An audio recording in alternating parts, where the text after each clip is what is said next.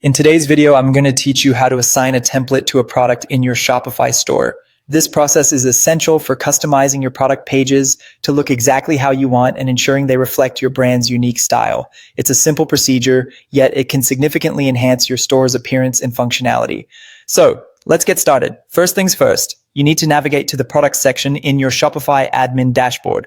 If you're not there already, go ahead and log into your Shopify account. Once you're in your admin dashboard, look at the menu on the left-hand side. You'll see an option labeled Products. Click on that to move to the next step in our process. This will take you to a page where you can see all of the products you have listed in your store. Now you need to select the product you want to assign a new template to. Browse through your list of products until you find the one you're looking for. Once you've found the product you wish to edit, click on it to open its dedicated page. On this product page, focus your attention on the right-hand side where you'll find various sections detailing specific product settings. It's here in these settings that you'll locate the theme template section.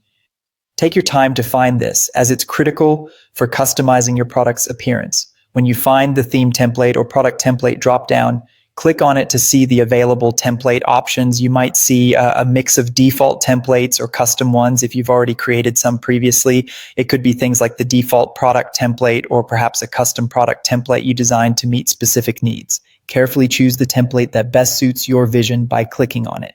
After selecting the template, it's essential to save your changes to ensure they're implemented. Don't forget this step. Simply look for the Save button at the top or bottom of your screen and click it to finalize the changes you've made. Saving ensures the selected template is applied to your product right away.